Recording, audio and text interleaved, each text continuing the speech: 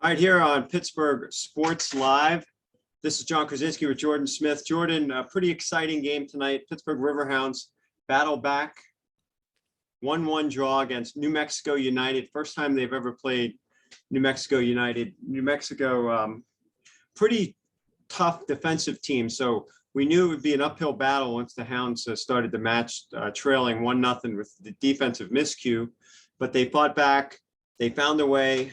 They even looked like late into the 65th, 70th minute, even with some subs coming in. You know, they were creating some chances, but it seemed like it was going to be the same old story. It's that second half push, nice effort, but not enough.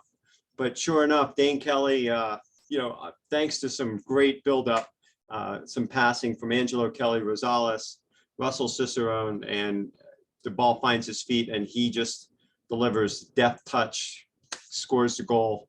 And just like that, that's why you bring a guy in like Dane Kelly, isn't it, Jordan? Yeah, that was my prediction. By the end of the first half, I figured the super sub Dane Kelly would get an opportunity to get out there, and it worked. I thought Dikwa, he did his job and put up a lot of minutes, 60 plus minutes or so, and Kelly got out there and finished the job. And it's just unfortunate that they had that unfortunate turnover by Shane Wheat right off the bat, a minute in. And just if that doesn't happen, if he just makes a different decision, if he literally just kicks it out of bounds or chooses to do something else, they could have won 1-0. I did feel like the Riverhounds had a few more of the bigger and better chances, but I think shots were kind of close, like 11-8, something like that. Pretty close. The Hounds were shooting outside the box a lot. So yeah, anything else that you thought so with the game, John? Yeah, so just to verify, so yeah, the Hounds ended up with an 11-7 edge on shots, and honestly, up until that point, they didn't get much on frame, and it was like 7-1 or six shots on 6 shots, maybe one on frame in the first half. And New Mexico, and the other thing we were seeing, I don't know if you're following me on Twitter, and really anyone who has not watched our midseason or listened to our midseason podcast, we talked about, I don't know, it took about 5 minutes. And I went on a little bit of a rant, talked about how this team never takes chances and shoots from outside the box. And Yeah, tonight, New Mexico's really packed it in well. In the box, made it difficult for the Hounds to connect passes. So what do? I mean, we're counting, I think I counted 6 shots from distance, including Jelani Peters took one, Shane Wheat took one, Danny Griffin took a run. I think Canardo had one. I mean, it was just, everyone was trying, oh, you know what? They're going to give this to us. Let's take it. And I know you were enjoying that. Yeah, I mean, it's not fun. enjoying, I mean, just enjoying the fact that the Hounds were taking those risks. Yeah, it's fun to watch, and it almost worked out because Danny Griffin had that beautiful step over move, beat a midfielder, and then takes one from distance. And the goalie had to make a huge diving save. And Cicerone got to the rebound, tapped it in. Unfortunately, called offsides. Right. But that's how you can score sometimes in those situations. If a big rebound happens or a shot dinks off the post or the crossbar, and you can tap one in. So yeah, it was nice to see some more shots from distance. And Alex Dixon too in the second half had one that was low. It took a bounce and it just missed the left side. It went left to the post. But yeah, they were look, they're showing their versatility, right? Like we talked about that. Well, we don't see them do this, or maybe on free kicks, it's a lot of just trying to play into more design plays or hope that something happens and on a well placed free kick. But I have to say, they took some chances tonight, down a goal early. They were pushing in different ways. They knew that New Mexico was going to be really tough to break down, but they found a way. And still, they get to the 75th minute, and they were patient. I don't know if you want to use the word patient, or if you want to just say that they kind of stuck with their game plan. The idea, the philosophy, the last 2 years under Bob Lilly, since he's brought in players like Alex Dixon, Russell Cicerone, and Dane Kelly and these type of players, is to get behind the defense and make those runs. And really what happens on that goal, Angelo Kelly Rosales sees Cicerone breaking, it's just 1-2 touch passing, and quickly, Cicerone lays that ball to the left. And it reminded me when Rovera assisted, I'm trying to remember who he assisted, I think Diqua in the one game, that nice little lead pass on a little bit of an angle. And in that case, like, how many guys in this league can finish on that? He had a half a second to make the right decision, and he did. I thought he did. Yeah, great finish by Dane Kelly. Really, the underrated part of that was Kelly Rosales' pass into Cicerone to find feet, and then Cicerone's beautiful assist. That's definitely one of the best he's had with the Riverhounds. So all around, just an impressive play. I could definitely tell Bob's going to be happy about that. I don't know what it was tonight. I felt like there was just more turnovers than usual in the midfield and from the back line. I don't know if playing on a baseball field had to do with that. There's lots of dirt out there. It's also 99 degrees outside, Yeah. 95, low 90s by the end of the night. I mean, that's the Riverhounds players are not used to that. In high altitude, they're playing in. Yeah. It can be rough up there, down there in New Mexico, in terms of the high altitude. I've been to Colorado a few times. I was in Phoenix. Phoenix is not quite like that.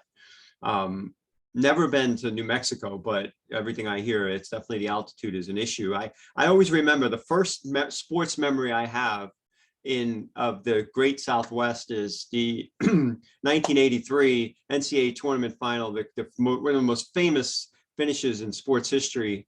The NC State beats the highly favored Houston Cougars in a match, but I just remember guys just grabbing oxygen masks and in those final four games, and just remembering that is a place that is not an easy place to go and win at high altitude. So that's another reason why this win for the Hounds is pretty impressive. The fallback we've talked about through the first half of the season. When are they going to have these games where they come back? Well, now, Yeah.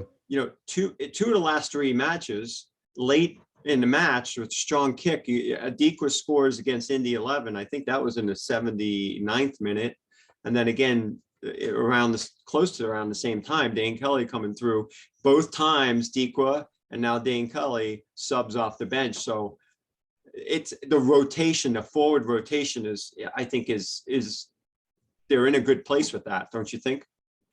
Yeah, I agree. I felt like the subs really made a huge difference tonight, especially like we were just saying with how hot it is. It's going to be tough for guys, especially forwards and midfielders grinding for a whole 90 minutes in that heat. I personally really noticed, not that Rivera did a bad job. I think he did okay, but when Kelly Rosales got out there, I felt like there was more of that patience and build up type play from him.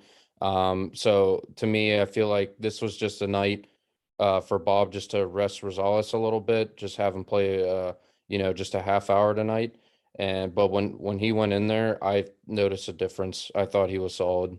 Well, and again, coming off of our podcast the other night, we talked about this. We spent a lot of time talking about, what formations, how are they going to come out tactically, what should they do? And I honestly think that tonight's starting 11 was the core group. I asked you what you think the Hounds starting 11 should look like. I think it was very close to what you said, and I sort of agreed that this is really the group I think that they're going to go with. Except, you did mention Dane Kelly. I still think that Deke was going to get the bulk of the minutes right now. But either way, I think we know that one or the other are interchangeable, knowing that both have just come off the bench and scored in late matches. So I think that this rotation, I think what we saw tonight is probably close to what we're going to see a lot more of from now through the end of the season.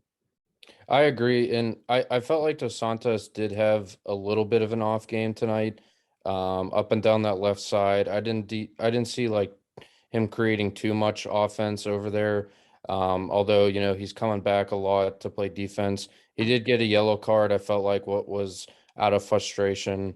But yeah, Deco and Dane Kelly. I do really wonder if Bob, when it comes down to it, to a playoff game, is he going to start Dequa and then have Kelly be that super sub? It kind of seems like it, or does he want Dane Kelly to really play all 90 minutes?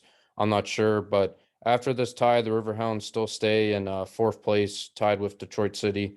Have one more win than Detroit City, so they're fourth and Detroit City fifth at the moment. Yeah, and the formation tonight was a 3-3-5. You could say, or 3-3-4, and then Canardo Forbes 1, and then Yeah. Russell, Cicerone, and Dikra up top. That's really what they were doing. It was so like Canardo Forbes had all this. He had this opportunity to kind of be moving. There were some times where he would come all the way back to the defenders. Mm-hmm. Meanwhile, Griffin and Rivera were still kind of staying home and saying pretty compact in front of the three. And Canardo would come through them, come get the ball, play it out, and then kind of move way up forward. And it just, there's a lot of things you can do with a player like Canardo Forbes at his age, his experience, his know-how. And I think, just they weren't in strong possession. They didn't, especially the first half, they kind of conceded possession. I thought second half they flipped the switch a little bit, and they needed to. They didn't. At the end of the match, I think they ended up 57%, 43 or something like that, as far as New Mexico having the edge. But Canardo, again, when he has the ball, he allows the other players for that movement to happen, or just find feet and kind of get things moving forward. And then he's moving higher up. But there was a few times he came way back for the ball, and then they would kind of take a pause and reset, and then get moving quickly forward. Yeah, I really love how Kenny does that when he runs back, and he just really wants to get the ball and just possess and get things going. I mean, he's the best at it on the team, clearly. Very talented players. Sometimes that's how they get their antsy and they want to get their touches, and it's good that he does, because he's wonderful at it. I thought he had a solid game a few times. I thought a few of his crosses were a bit off. I know he had a free kick early on in the first half that it didn't get in the box at all. It went There was way one, out. yeah, it went way. Yeah. I don't know if there was some wind or what, but he turned around and looked at Bob, and Bob had Yeah. something to say to him. And yeah, it was, he, like I said, his free kicks aren't, he's steady and he takes a lot of them. He does. But I don't know. He's not, he's not David Beckham, obviously, but he's reliable, and he's the all-time leading assist man. He's just, he's going to, 9 times out of 10, he's going to make the right choice. And really, sometimes that's what free kicks are all about.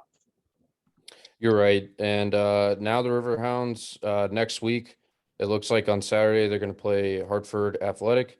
And I don't know what the final score was. I did see 3-1 Charleston over Hartford Athletic. Yes, that was the final. Charleston 3, Hartford 1. Charleston, they've been bottom team in the Eastern Conference, so bottom 2 team throughout the season. So that's not a good result for Hartford. So I think the Riverhounds got to look to go to Connecticut and get 3 points. Yeah, as we said before this match today, 4 points of the next 2 matches were key, and I think getting the draw in New Mexico is certainly a positive. I think there's a lot of positives from tonight. The way Bob talks about, how many times we heard him in press conferences talk about important, how does this team going to respond? And it was numerous times in the first half this year where he just didn't like the response from his team. I think he had to like the way they responded tonight. So now it's 10-6-4, 34 points. And like you said, they're right there in 4th place. Detroit City will be, a team that they've split this year, both draws. So every point is going to count from this point forward. So yeah, I think tonight was a very positive sign. It was, and I'm excited for the game against Hartford now.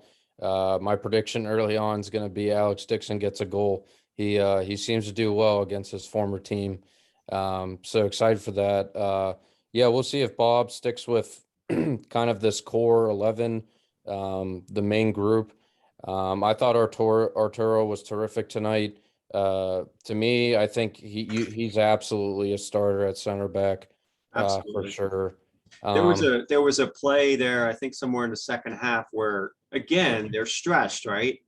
And the dangerous forward, it was him and dangerous forward, and there was nobody else. And yeah, so and he took a quick, I mean, if he doesn't get to that, first of all, if he doesn't get to the ball, I forget who it was from New Mexico. Let me just double check this. Yeah, it was Keysweater, who we know is extremely dangerous. His talent levels just is very much there. We know his history as a player. He's a former in the U.S. men's national team player pool and just talented guy, and scored the first goal. You can't. I mean, you have to take care of the ball in that situation, and it was a bit of a recovery for Arturo, and it was such a minor, maybe a minor moment in the match that could be overseen, but he just right. quickly collected the ball and just calmly got it away from Keysweater, and maintained possession, kept possession for the Hounds. But it was very close to being very dangerous, and the back three, center backs have sometimes they're so stretched that they could be compromised in those situations. Tonight he was compromised because we made a bad pass, and really it was just Arturo and three attackers coming at him. Yeah, there's nothing Arturo could do there. I think he was solid all night. I did feel like it was an off game for Wheat and Peters as well. I mean, Peters did okay, but I did see a turnover too where he had someone else wide open, but he just forced a pass in the middle to Kenny or Griffin, and it didn't work out. I think besides a minute in, they stopped New Mexico's offense from really creating anything. I mean, they had some shots here and there, but nothing. I felt like the Riverhounds had the majority of the quality type chances, and we had some screw ups in the beginning, but then he made a brilliant pass to Alex Dixon where he was basically at the 6 yard box with that great through ball by Wheat, and Dixon ends up shooting it wide. But I know probably 8 out of 10 times Dixon's probably finishing that. Well, and Dixon took that, first of all, again, another thing that we talked about the other day. I think that a lot of things that they do is predicated on getting Dixon and Cicerone into space, Yeah, so then they could either get in close and get a goal scoring opportunity, or create. And Dixon, again, trusting his veteran presence to make those decisions, he got all the way almost into the goal box and then yeah, tried that. He didn't use his left foot; he used his right foot, and he was on the right side. And the keeper was really cut his angle off, so he didn't really have any chance. I don't know if he's probably looks at the film there and says, if I just went to my left foot and maybe bent it in, then I have a chance. I don't know if he was. I have to look at that one again, but he definitely. Wheat gave him a nice ball, and it was really there for him. But it was credit to the keeper, took the angle away, and Dixon didn't react quick enough. But again, these are the opportunities the Hounds need to keep coming, bringing into the box. They didn't really have much of that in the first half. Second half, they started to get there, and that's what they have to do. But I think impressive against a team that's defensively pretty strong, only gave up 15 goals the entire season heading into this match. So again, positive vibes, I think, for the Pittsburgh Riverhounds SC. They head to Hartford next week. I plan to be at a training this week, so I look for more on Pittsburgh Soccer Now. We'll have some reports from training. And guess who's back? Mark Asher Goodman, the soccer rabbi, will be back from his trip, and look forward to his. He been working on a mid-season piece as well, and to talk to some players and things of that nature, and maybe I think Coach Lilly as well. So we're going to have some more coverage this week. It's been quite a week. The addition of Kizza, new president for the Hounds, and an exciting draw at New Mexico. yeah, absolutely. It'll be interesting to see if Kiza is in the lineup against Hartford. I'm not sure if he will be yet. Maybe they'll save him for the home game in end of July. I think But he was, well, he wasn't in the 18, and I think he was home. yeah, He was home watching yeah, his match, the Revolutions match, and the Hounds, because he was tweeting. I was like, uh, he tweeted something. It's something along the lines of, that should be a PK, or that shouldn't have been a PK. I'm like, there's no PK in a Hounds game. What's he watching? yeah. He must have been watching two games. I hope I don't get him in any trouble or anything. Watching another game, but I mean, technically they're both his teams, right? So. Yeah. All right, Jordan, thanks for joining me. Pittsburgh Sports Live. This is Riverhounds reaction, and I think appreciate your time coming on, and got a chance to see what it would be like if the Hounds play in the ABQ, and it was an exciting match. So good night, Jordan. Thanks for joining us. No problem. Thank you all for watching. Appreciate it.